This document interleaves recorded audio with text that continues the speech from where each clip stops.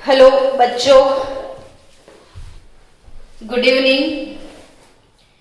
अब पूरा दिन टाइम नहीं मिलता है तो रात का सेशन, और आज के सेशन में हम चैप्टर शुरू करने के लिए जा रहे हैं थर्मोडायनामिक्स।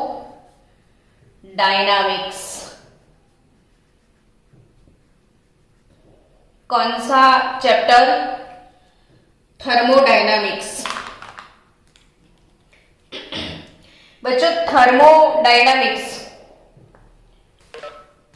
सबसे पहले मैं आपको इसका इंट्रोडक्शन करवा दूं कि थर्मोडायनामिक्स अब ये क्या चीज है, ऐसा कैसा नाम थर्मोडायनामिक्स। इसमें किसके रिलेटेड स्टडी होगा, है ना? यही आप सोच रहे हो ना? तो बच्चों, थर्मो वर्ड आपने अब तक बहुत बार सुना होगा कि जैसे गरम चाय को गरम ही रखना है।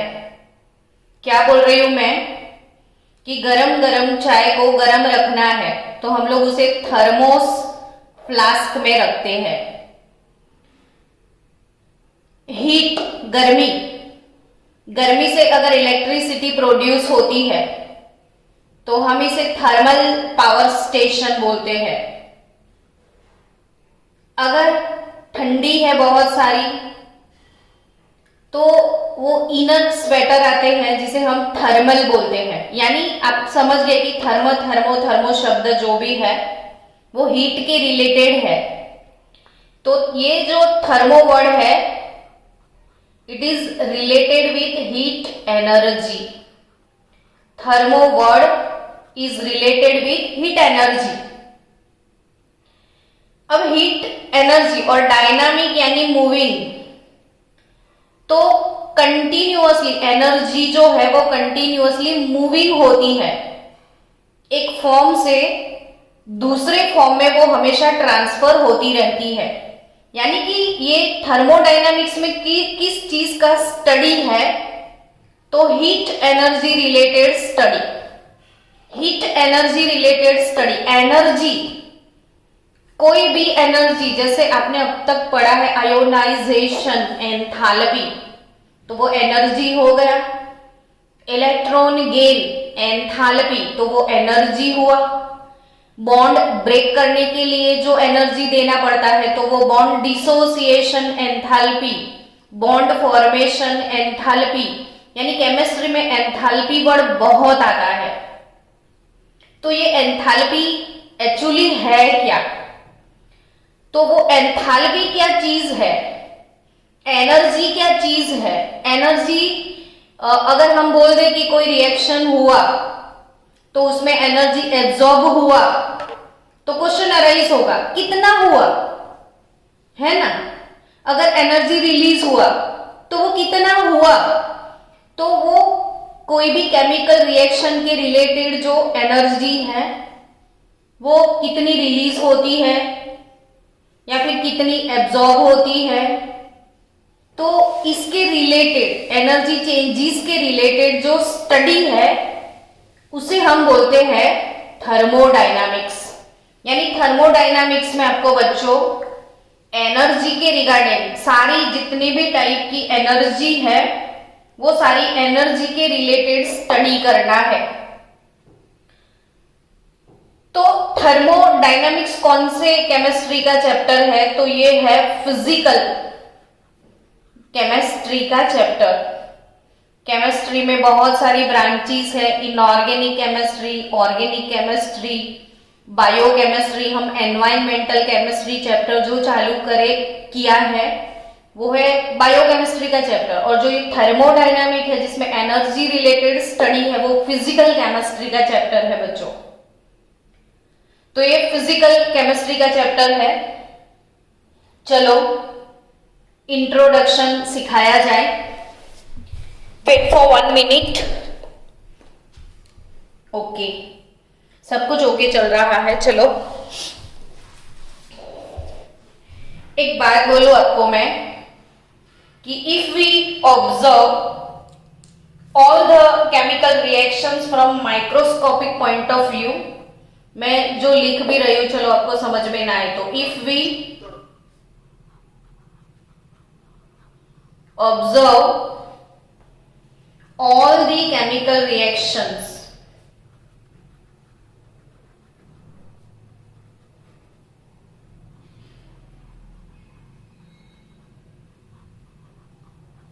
from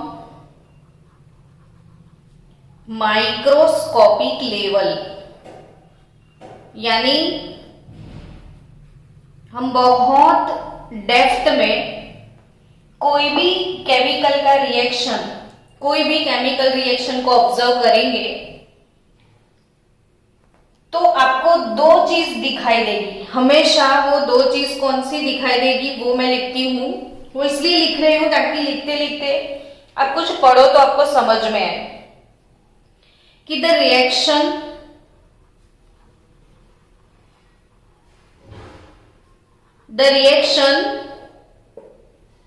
of breaking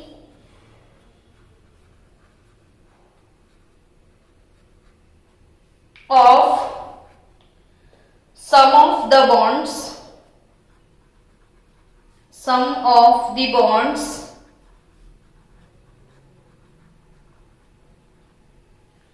present in molecules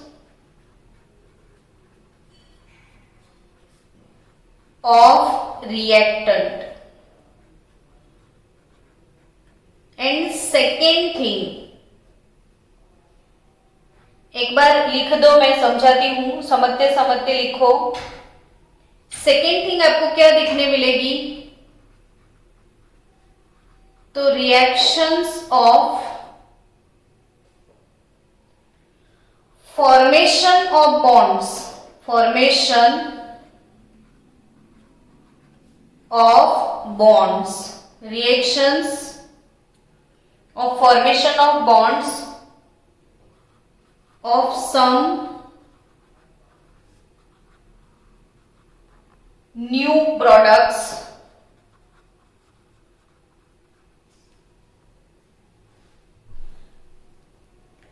चलो अब ये क्या बात हुई मैडम, समझाओ डिटेल में। मैं फिर से समझाती हूं, ध्यान से समझो।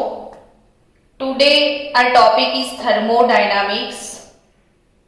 What is thermo? थर्मो यानी हीट एनर्जी। हीट एनर्जी के रिलेटेड हम सारे words, thermal power station, thermos, flask, लक्स, थर्मोवेयर, तो ये हीट एनर्जी के रिलेटेड वर्ड्स है। जैसे थर्मोमीटर, आपकी बॉडी का टेम्परेचर इंक्रीज होता है तो इसका मेजरमेंट होता है थर्मोमीटर से।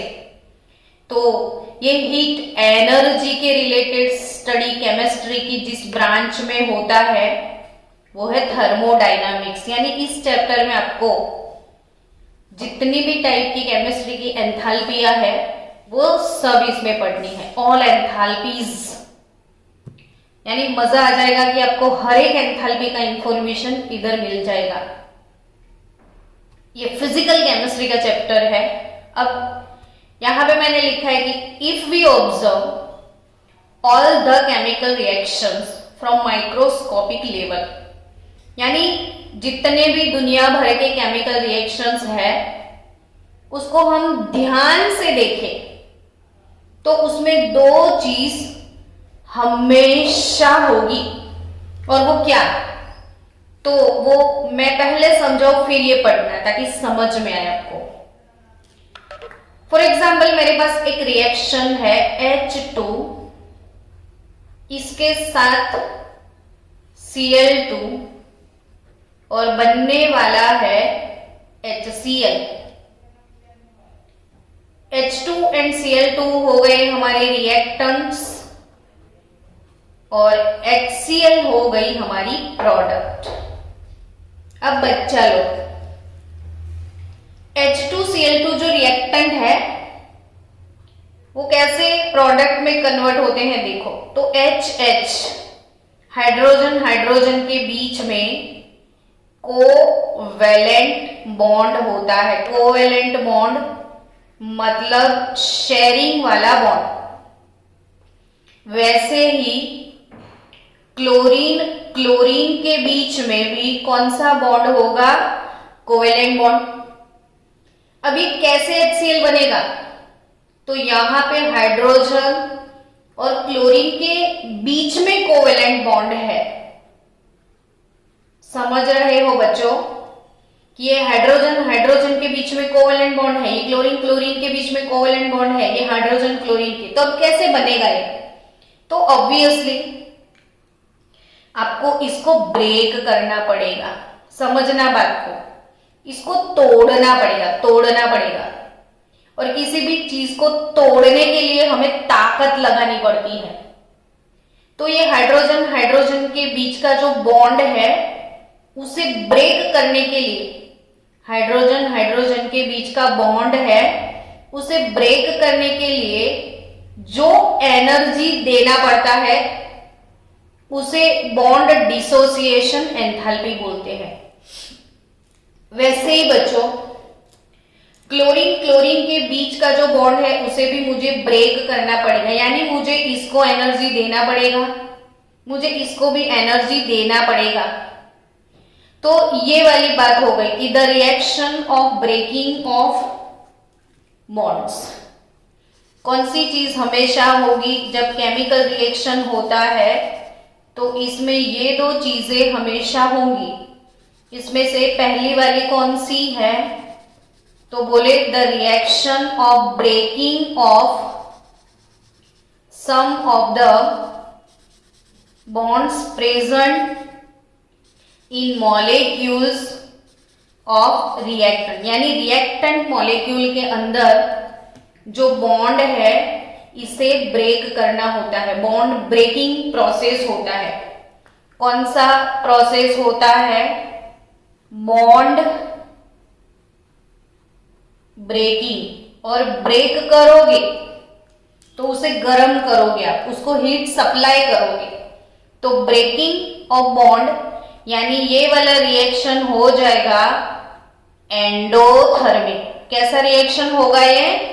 एंडोथर्मिक। पहला रिएक्शन जो है रिएक्टेंट के बॉन्ड टूटेंगे, यानी हमें हीट प्रोवाइड करना पड़ेगा।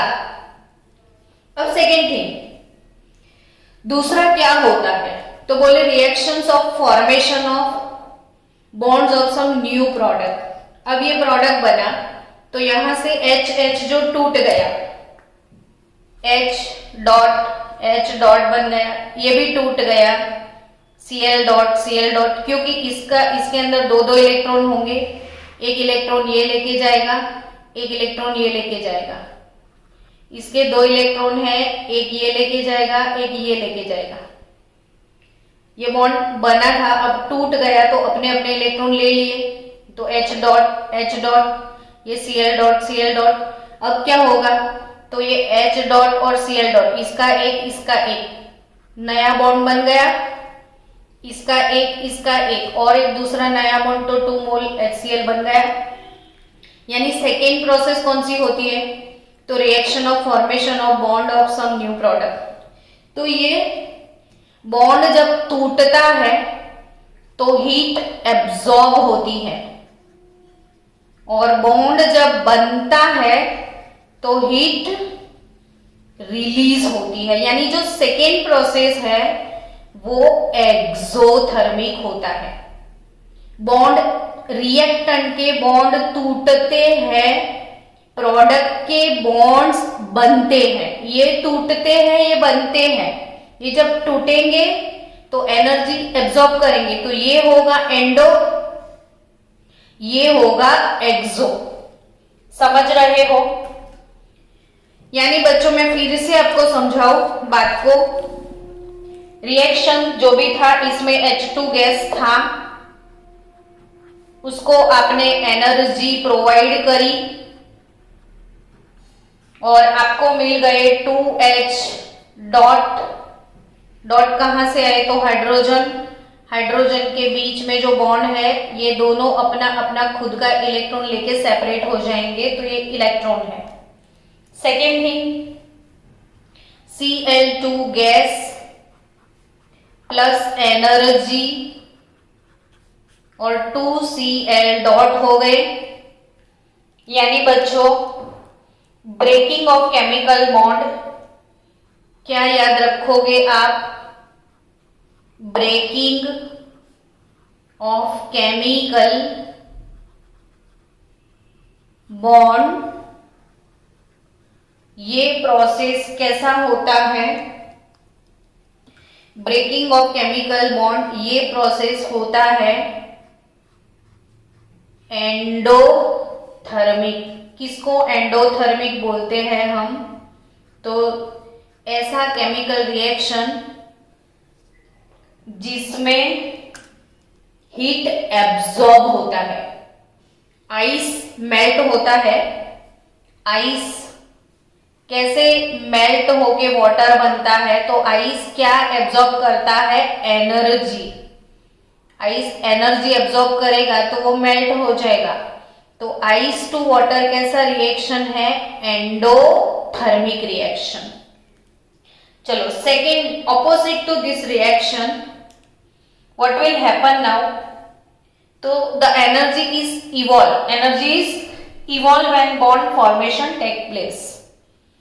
मतलब बच्चों अब आपका क्या हो गया? वो 2H डॉट प्लस ये 2Cl dot and you will have 2 mole HCl again.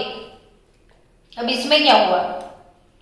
तो बॉन्ड फॉर्मेशन हुआ, इसमें बॉन्ड टूटा नहीं, इसमें बॉन्ड का क्या हुआ? फॉर्मेशन हो गया। और बॉन्ड फॉर्मेशन ये कैसा प्रोसेस है? तो इसमें एनर्जी जो है बच्चों, energy evolve during this bond formation. So this type of formation reaction is exothermic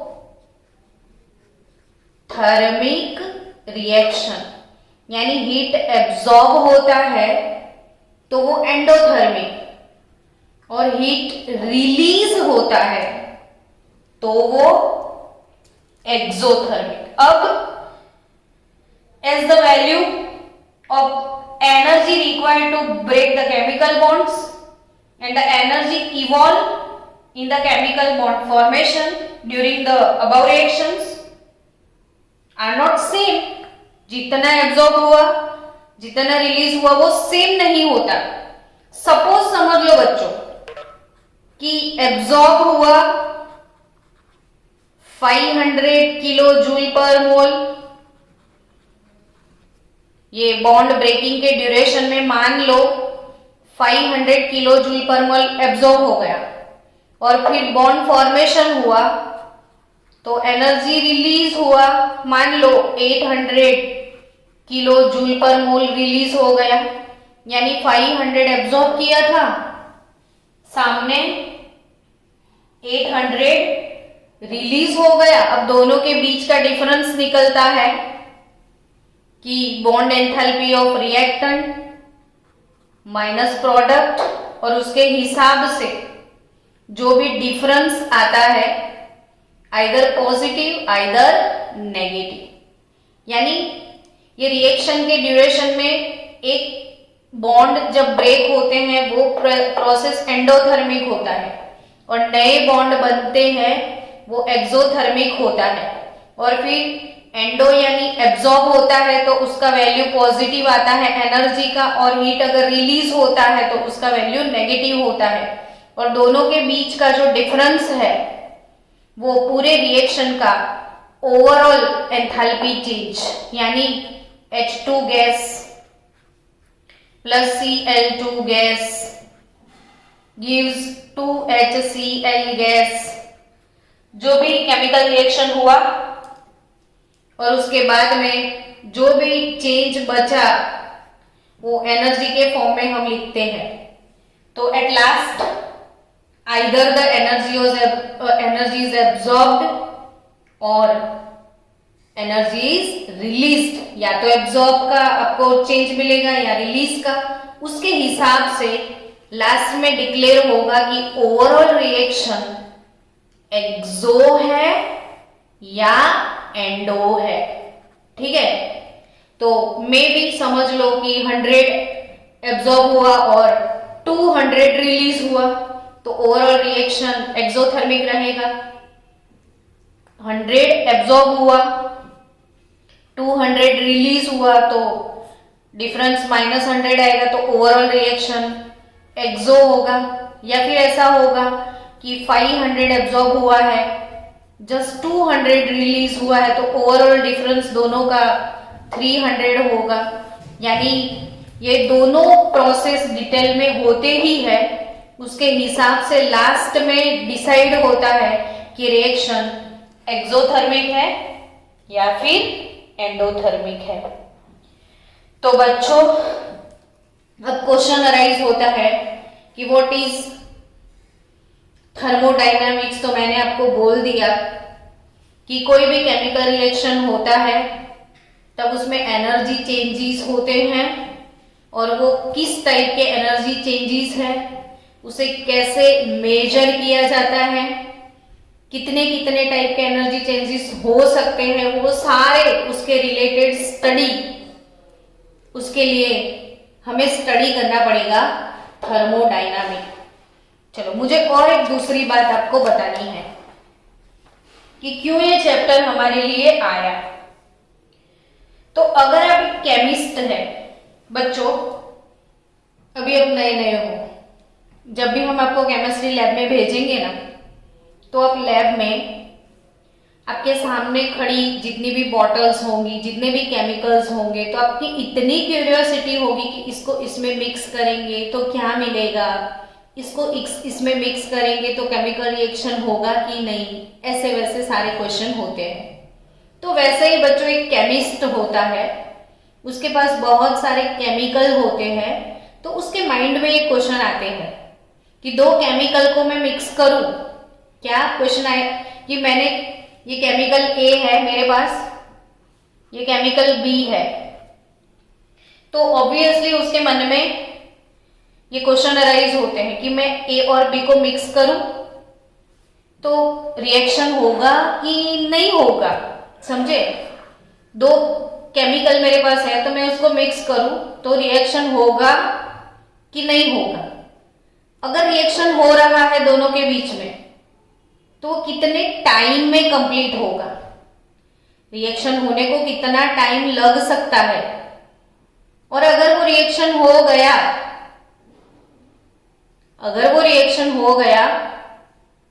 तो वो पहला तो क्वेश्चन वो अराइज होगा कि इन दोनों के बीच में रिएक्शन होगा कि नहीं।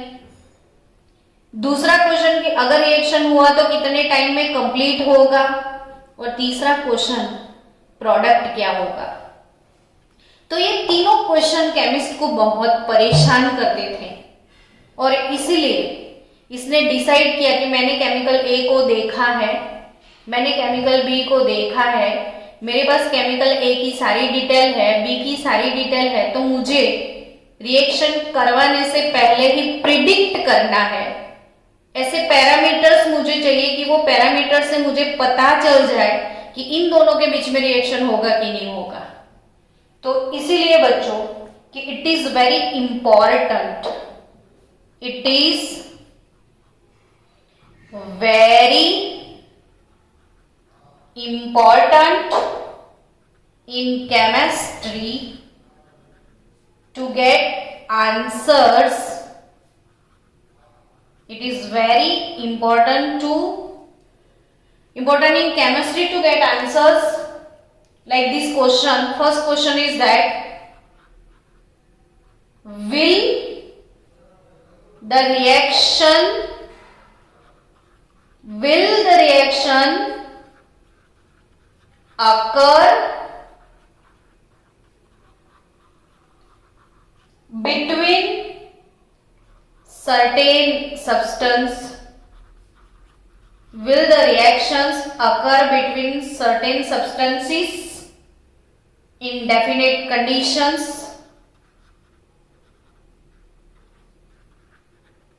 एक क्वेश्चन ये होता है केमिस्ट्री में कि दो केमिकल को मैंने देखा है, तो उन लोगों को देख के ही मुझे बताना है कि इन दोनों के बीच में कोई रिएक्शन होगा कि नहीं होगा। दूसरा क्वेश्चन परेशान करता है कि if the reaction between the substance is possible, if the reaction between the substance is possible,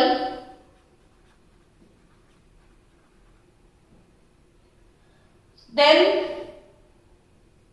to what extent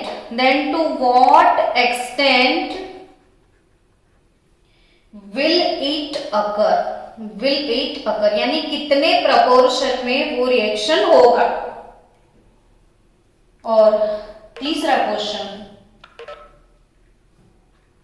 time, कि कितने टाइम में वो रिएक्शन होगा, कितने प्रपोर्शन में वो होगा और होगा कि नहीं होगा। यानी केमिस्ट्री में किसी भी केमिकल को ध्यान में रखते हुए कोई भी केमिस्ट के तीन क्वेश्चन थे जो उसको परेशान किया करते थे कि इन दोनों को मिक्स करो तो रिएक्शन होगा कि नहीं होगा। दूसरा उनका कंफ्यूजन था कि अगर वो रिएक्शन होता है तो वो कितने टाइम में खत्म हो जाएगा। कोई भी रिएक्शन अगर होता है तो वो कितने टाइम में कंप्लीट होगा।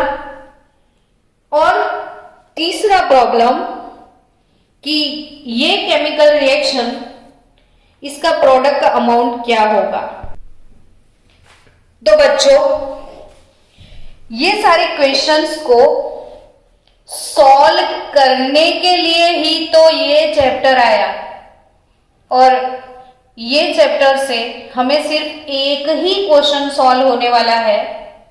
Will the reaction occur between certain substances in definite condition, यानी रिएक्शन होगा या नहीं होगा। दो केमिकल को देख के उसके रिगार्डिंग थोड़े बहुत पैरामीटर कैलकुलेट करके वो रिएक्शन होगा या नहीं होगा, इसका प्रिडिक्शन हम कर सकते हैं। यानी क्वेश्चन नंबर 1 थर्मोडायनामिक्स से सॉल्व होगा। क्वेश्चन नंबर 2, अगर रिएक्शन खत्म होगा तो कितने प्रपोर्शन में प्रोडक्ट मिलेगा, वो सॉल्व होगा इक्विलिब्रियम चैप्टर में। और तीसरा क्वेश्चन कितने टाइम में रिएक्शन खत्म होगा, वो क्वेश्चन सॉल्व होगा standard 12 chapter number 4 chemical kinetic में। यानी 3 क्वेश्चन केमिस्ट के जो है उसको सॉल्व करने के लिए 3 चैप्टर है हमारे पास पूरे। तो चलो बच्चों, बेसिक कॉन्सेप्ट ऑफ थर्मोडायनामिक्स आज सीखने वाले हैं हम। क्या सीखेंगे अभी? Basic concept. अब फिर से आप सोचने लग गए होंगे ये बेसिक कंसेप्ट फिर कहां से आया। तो आपने पूरी केमिस्ट्री में बच्चों देखो, जैसे चैप्टर 1 शुरू किया तो टाइटल था बेसिक कंसेप्ट ऑफ केमिस्ट्री, यानी पूरी केमिस्ट्री में जो वर्ड्स आपको रोज सुनने हैं, जैसे आपको रोज सुनना है मोलरिटी, नॉर्मालिटी, परसेंटेज, तो वो सारी चीजें चैप्टर 1 में सीख ली। अब ऑर्गेनिक केमिस्ट्री का बेसिक कंसेप्ट तो वो IUPAC नेमिंग, तो वो आपने सीखा। वैसे ही ये फिजिकल केमिस्ट्री का बेसिक कंसेप्ट, तो इसमें भी बहुत सारे नए टर्म्स हैं जो आपको आने वाले हैं, आपको सीखना है, और उन टर्म्स की अब हम डिस्कस करेंगे। तो now we are going to start basic concept of thermodynamics. और कैसे कैसे वर्ड्स हैं जो आने वाले हैं इस चैप्टर में आपको, वो है सिस्टम, एंड सराउंडिंग, ये वर्ड आपको परेशान करेंगे रोज कि इसमें सिस्टम किसको बोलते हैं एंड सराउंडिंग्स किसको बोलते हैं। तो बच्चों, अगर ये एक कप है, क्या है, कप, इसमें गर्मा गर्म चाय है, हॉट टी है ना। तो गरम गरम चाय का कप हम ऐसे ही रख देते हैं एटमॉस्फेयर में, तो आप बोलोगे कि चाय ठंडी हो गई मैडम। तो ये गर्मा गर्म चाय ठंडी कैसे हो गई? तो ये गर्मा गर्म चाय के अंदर जो हीट थी, वो हीट उसने बाहर लूज कर दिया और वो हीट चली गई आजू बाजू के एटमॉस्फेयर में। ये गर्मा गर्म चाय है, कप आपने रख दिया, तो चाय के अंदर जो भी हीट था, गर्मी था, वो चला गया एटमॉस्फेयर में। इसीलिए ये आजू बाजू का जो पूरा यूनिवर्स है, इसे आपको बोलना है सराउंडिंग्स। और ये टी जो है, टी, हॉट टी, ये है अपना सिस्टम। लेकिन ये हॉट टी को आजू बाजू वाले सराउंडिंग से अलग किसने किया? तो ये कप ने किया। कप की वजह से चाय सराउंडिंग से सेपरेट हो गई।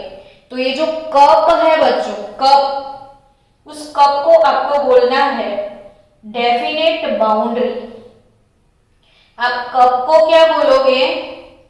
Definite boundary. तो कप जो है वो है डेफिनेट बाउंड्री। तो कप है बाउंड्री, आजू बाजू का एटमॉस्फेयर है वो है सराउंडिंग्स, और सिर्फ चाय जिसे आप बोलोगे सिस्टम। चलो, एक डिश है जिसमें आइस क्यूब रखे हैं। तो अब क्या होगा? तो इससे ऑपोजिट प्रोसेस होगा। आइस जो है वो सराउंडिंग से हीट एब्जॉर्ब करता है। आइस क्या करेगा? सराउंडिंग में से हीट को एब्जॉर्ब करेगा। आइस क्या करेगा? तो सराउंडिंग में से हीट को एब्जॉर्ब करेगा और चाय हीट को रिलीज करेगी। आइस हीट एब्जॉर्ब करेगा और आइस मेल्ट हो जाएगा। तो इसमें आइस जो है बच्चों, सिर्फ आइस, वो है सिस्टम। ये जो डिश है वो है बाउंड्री, और आजू बाजू का यूनिवर्स वो है सराउंडिंग। तो चलो, उस सिस्टम का अगर मुझे डेफिनेशन लिखना है, तो सिस्टम का डेफिनेशन क्या हो सकता है? तो सिस्टम का डेफिनेशन आप भी लिख दो, और कल मुझे क्लास में हर एक बच्चा डेफिनेशन सुनाएगा, मैं सबसे सुनूंगी। तो an extremely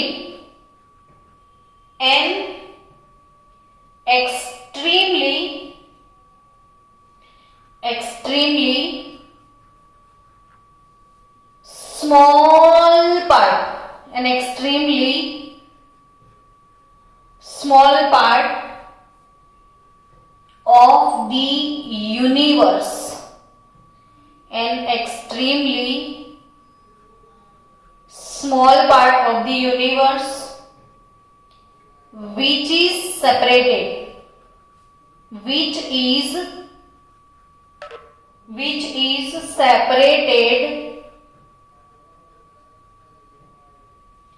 from the, which is separated from the remaining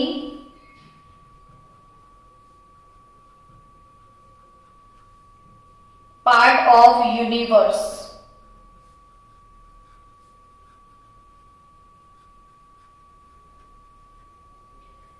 by a definite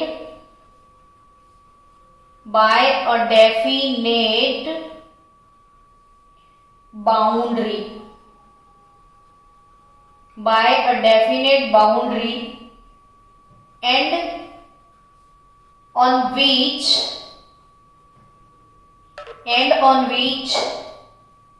we not, and on which we not, the observations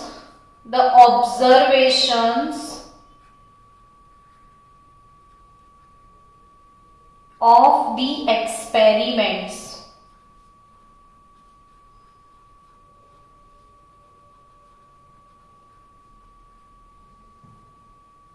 carried out by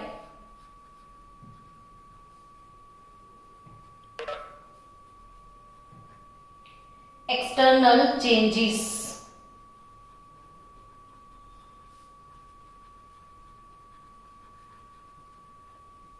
is called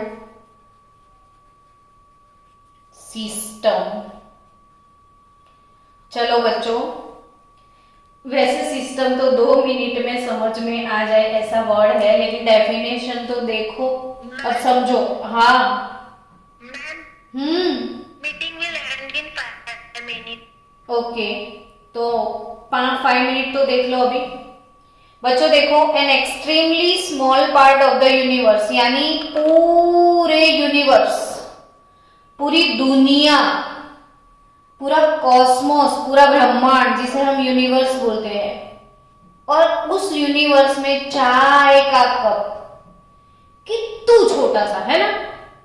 एक चाय का कप पूरी दुनिया के हिसाब से कितना छोटा है, इसलिए पहला वर्ड है N extremely small part of the universe. पूरी दुनिया का एक छोटू सा पार्ट, चाय का cup, which is separated from the remaining part of the universe. पूरी दुनिया को, पूरी दुनिया से चाय को अलग किसने किया? तो ये कप ने किया। और कप को आप क्या बोलोगे? कप को आपको क्या बोलना है? Definite boundary. कप क्या है? तो कप है डेफिनेट बाउंड्री। कप क्या है? डेफिनेट बाउंड्री है। और आपने इसमें ऑब्जर्व क्या किया? तो आपका ऑब्जर्वेशन सिर्फ और सिर्फ चाय है। आप वो नहीं देख रहे हो कि कब ठंडा होता है या गर्म, आप वो देख रहे हो कि चाय ठंडी हो रही है गर्म। तो हम समझो कि पूरा दुनिया, पूरा यूनिवर्स, इसमें चाय, an extremely small part of the universe यानी चाय, which is separated from the duniya, which is separated from the other part of the universe by a cup, यानी कप हो गया डेफिनेट बाउंड्री, एंड ऑन यानी चाय के ऊपर, which we note the observation, हम चाय को ऑब्जर्व कर रहे हैं कि वो ठंडी हो रही है गर्म। तो which we note the observation of the experiment carried out by external changes is called system। समझ लो, एक टेस्ट ट्यूब है आपके पास, तो टेस्ट ट्यूब के अंदर आपने जिंक पाउडर लिया और HCl डाल दिया, तो रिएक्शन होगा जिंक और HCl के बीच में। उसको आपका ऑब्जर्वेशन है जिंक और HCl, तो ये हो गया जिंक HCl को आप बोलोगे सिस्टम। आजू बाजू की दुनिया है वो है सराउंडिंग, और ये जो टेस्ट ट्यूब है वो है डेफिनेट बाउंड्री।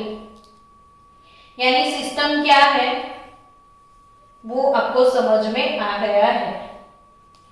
ठीक है बच्चों, तो अब आपको सीखना है टाइप्स ऑफ द सिस्टम। क्या सीखना है? Types of the system.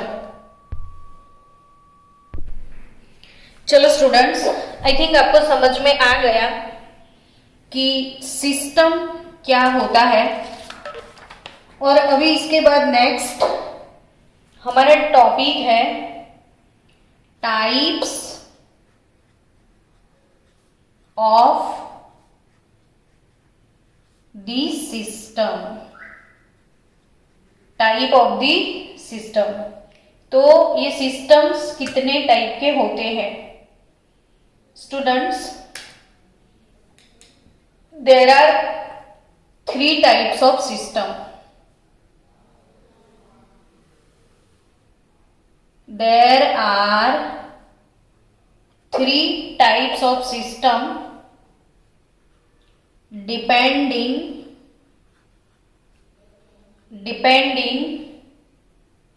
on the exchange, depending on the exchange of energy and matter between the system and surrounding। चलो मैं फिर से समझा दूं आपको। टॉपिक क्या है? Types of the system. Topic क्या है? Types of the system. तो there are all together 3 type के सिस्टम होते हैं। तो इनको 3 कैटेगरी में किस हिसाब से डिवाइड किया है? तो उनका जो डिवीजन हुआ है वो depending on the exchange of energy and matter between system and surrounding. इसमें सबसे पहला सिस्टम है ओपन सिस्टम। तो ओपन सिस्टम किसको बोलते हैं? तो जैसे एक डिश है, इसमें मान लो आइस क्यूब पड़े हैं। डिश में क्या पड़ा है बच्चों? Ice cube. डिश में क्या पड़ा है? Ice cube. समझ रहे हो ना? तो एक डिश है आपके पास जिसमें आइस क्यूब है। अब ऐसे के ऐसा पड़ा रहेगा तो ये आइस क्यूब एटमॉस्फेयर से यानी सराउंडिंग से हीट को एब्जॉर्ब करेंगे और मेल्ट हो जाएगा। और 2 दिन तक अगर आप डिश को नहीं उठाओगे और 2 दिन बाद देखोगे तो इसमें पानी भी नहीं रहेगा। वो वाटर जो है वो वेपराइज होके सराउंडिंग्स में चला जाएगा। तो ओपन सिस्टम किसको बोलते हैं उसका डेफिनेशन समझ लो कि ओपन सिस्टम मतलब कि system in which the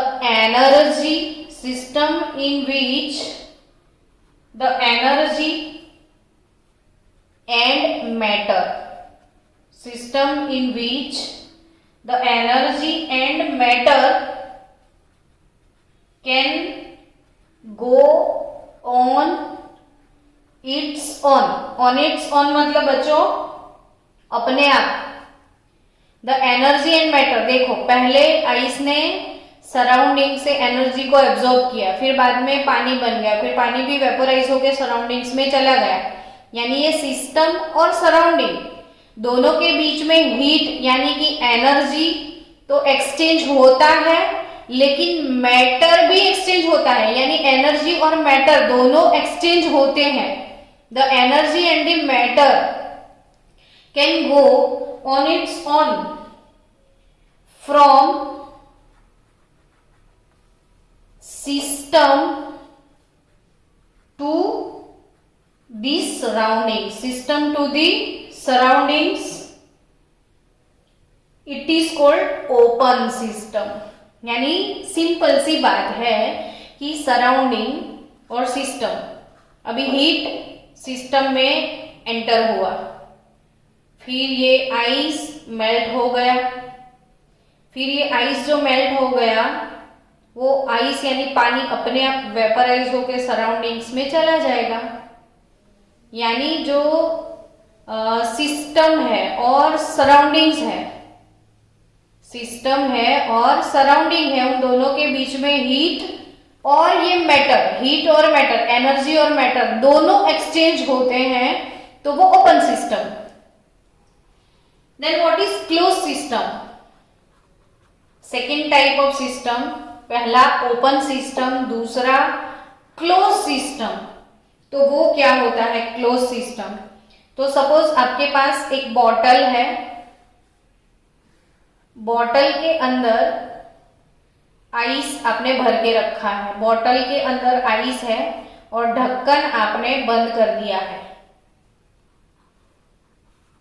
close bottle है। अब क्या होगा क्लोज बॉटल है तो ये सराउंडिंग से हीट एक्सचेंज करेगा, सराउंडिंग से हीट एब्जॉर्ब करेगा, आइस मेल्ट भी होगा। लेकिन क्योंकि ये जो ढक्कन है वो क्लोज सिस्टम है, बंद है, तो अंदर से वाटर जो है वो वेपराइज होके बाहर नहीं जाएगा, यानी इसमें सिर्फ एनर्जी एक्सचेंज होता है। The system in which can exchange energy on it's on, इसमें एक्सचेंज होता है क्या, energy exchange on it's on होता है, बट जो मैटर है, but the matter exchange of matter cannot possible, energy exchange होगा, मैटर एक्सचेंज पॉसिबल नहीं है, तो वो क्लोज सिस्टम। आपके घर में प्रेशर कुकर है, प्रेशर कुकर के अंदर आपने वो दाल या सब्जी कुछ भी डाल दिया, फिर आपने ढक्कन बंद कर लिया, फिर उसका सीटी बजता है, तो जब सीटी ऊपर होता है प्रेशर कुकर का, तो अंदर से वो हीट है वो सारी बाहर निकल जाती है, लेकिन वो सब्जी दाल वगैरह बाहर नहीं जाती है, यानी वो सराउंडिंग में हीट रिलीज करता है, मैटर रिलीज नहीं करता है। तो इसीलिए प्रेशर कुकर एक क्लोज सिस्टम है। और बच्चों, तीसरा जो है वो कौन सा सिस्टम है, तो it is known as isolated system. ये कौन सा सिस्टम है, आइसोलेटेड सिस्टम, यानी इसमें ना तो एनर्जी एक्सचेंज होगा ना मैटर एक्सचेंज होगा, कुछ भी एक्सचेंज नहीं हो सकता है, ना एनर्जी ना मैटर। एनर्जी मैटर दोनों एक्सचेंज, तो ओपन सिस्टम। सिर्फ energy exchange, no matter exchange, close system. और कुछ भी कोई आप बात ही नहीं करेंगे हम दूसरों से, तो वो आइसोलेटेड सिस्टम। तो in fact this type of isolated system is not possible. ये तो पॉसिबल ही नहीं है कि कुछ एक्सचेंज ना हो, कुछ तो एक्सचेंज हो ही जाता है, लेकिन हमने थोड़ा थोड़ा ट्राई किया है आइसोलेटेड सिस्टम बनाने का। तो हमें एक आइसोलेटेड सिस्टम का एग्जाम्पल है थर्मोस फ्लास्क, यानी घर में थर्मोस रहता है आपके घर में, इसमें आप चाय डाल दोगे गरम गरम, तो एटलीस्ट वो शाम तक गरम ही रहेगी, यानी वो आइसोलेटेड सिस्टम। लेकिन पूरी लाइफ टाइम एक बार चाय गरम करके बना दी और पूरी लाइफ टाइम वैसे का वैसा चाय आपको पूरी जिंदगी उसमें से मिले, तो वो पॉसिबल ही नहीं है। So isolated system does not exist, it is not possible, but हमने थोड़ा बहुत ट्राई करके थर्मोस फ्लास्क बना दिए हैं। तो चलो बच्चों, कल हम आगे पढ़ने वाले हैं, इसके बाकी के सारे टर्म्स जो भी हैं वो कल हम सीखने वाले हैं। तो मिलते हैं कल ब्रेक के बाद।